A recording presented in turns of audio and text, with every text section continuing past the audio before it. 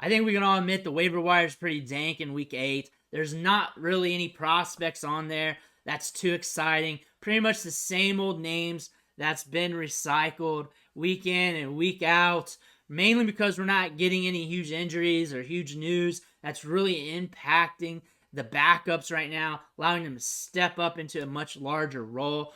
But thinking out to the future, guys to pick up, roster stashes, especially at the running back position, one guy you need to be thinking about is Tyjae Spears, running back of the Tennessee Titans. Because what if something happens to Derrick Henry? What if he gets traded? The trade rumors are hot and heavy. What if he gets hurt? He is a running back.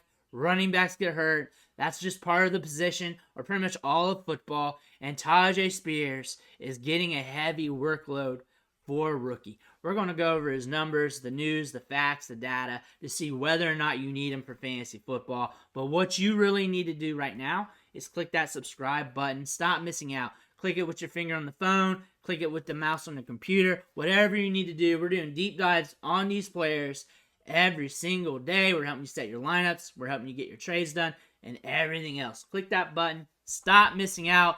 Let's look at Tyjae Spears. So the trade rumors for Derrick Henry's hot and heavy, because it should be, because it's trade deadline time. People are talking about him a lot. I'm jumping on podcasts talking with people, and they're trying to romanticize trades with them and stuff, and I see it. And more than likely, it may not happen because he's a running back. Deals are hard to do with running backs, and that's just how the game is played. But we're sitting tight, seeing where he could potentially go. Another thing is injuries, and that is just huge at the running back position, and you can't argue against that because it is, and running backs get hurt, and if something happens to him, then we know Tyjae Spears is in line for a much bigger workload, because looking at the snap share, 56% last week, 52% in week 5, 53% against Cincinnati, 56% against Cleveland. Last week it was on bye. That was his last game. Correct that one. But Tyjae Spears is heavily involved in this offense, getting a lot of snaps. Not necessarily touches, but getting a lot of snaps. He is on the field. He's explosive. He's due to score some touchdowns as well. We need to see him do that because he's getting on the field a lot. We got 1 to his name so far on the season. But still, if something happens to Henry, the workload's going to go up. He's using the passing game a bit. And in the running game, they're going to use Henry, especially between the tackles, especially on short yardage, especially when they need to get the dirty work done. But Spears can get some opportunity down the line if something happens. And he's not rostered in a lot of leagues. He's rostered in just 34% of leagues right now, especially on ESPN. Might be different on different formats. He might be rostered in your league. We've been talking about him as a stash in all the waiver wire videos just about every week. We've been early on the Tyjae Spears train because this work rate has been very high. He's just not been hitting on production, touches as well, but still, those snaps don't lie. He's used in the offense. If the offense breaks, let's just call it that. If the offense breaks, he might be in line for a much bigger opportunity, and that could be down the road sometime. And if you got a space on your roster, that's something to look at. Looking at his snaps per game, he's getting over 50% per game. He's on the field a lot for a 1B running back, a backup running back, a rookie running back who's drafted in the 3rd round. He is on the field a lot, considering his situation here, because you have Derrick Henry there, you got an alpha running back, and now you're on the field next to him. You're seeing a lot of workload here, even though it's not amounting to touches. Looking at his targets per game, for how low volume it is here in Tennessee, that's a high work rate. 4 targets, 5 targets. That's a high work rate for a team that does not throw the ball much. That is a good thing to see. So if he starts seeing more opportunities, that might bump up a good bit, allowing him to be more valuable in fantasy.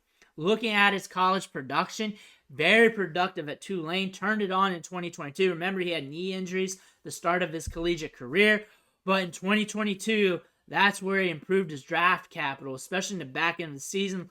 Go look at that game against USC. Go look at him in the Senior Bowl and the practices. We covered that in the channel if you want to see those highlights. Stud player, good between the tackles for his size, good vision, good wiggle, catches the ball well out of the backfield, along with decent route running for a running back. Yards after contact per attempt, every year he was over 4. I know it's the G5 level, but still, every year over 4. You don't see that much at the running back position because he's very efficient with the ball in his hands. Looking at the Titans right now, Derrick Henry is the king. He is. They also don't run a lot of plays. They only run 60 plays per game. Dead last in the NFL. That needs to expedite. Get a lot quicker. We need to get a faster paced team here to really amplify the fantasy production. It's really hard to own multiple players of the Titans offense unless you're in a bigger league. Tyjae Spears, unfortunately, needs something to happen with Derrick Henry, a trade, an injury, or something for him to ramp up in production. But there's nobody else really getting touches and snaps behind Derrick Henry other than Spears. So if that trade does happen, and if it happens soon, you're going to wish you already had Spears because everybody's going to be running to the waiver wire to pick him up. His value increases. There, you don't have to even use him. You can trade him. You can package him off, get you another player, whatever you need to do it. But we're in a situation where his value might spike, and if you already have him on your roster and people are FOMOing over that because they need another running back, you can take advantage of that. Tyjae Spears is just a good chip to have right now, especially on the short term, or as long as you can hold him, because that value at any given Sunday or any given day could increase immensely. That being said, great running back to stash, a safe running back to stash. If you need to drop him, drop him. If you can hold on to him as long as you can. But he's a guy that could go to the moon in value on the trade market if something happens to Derrick Henry, especially if he gets traded.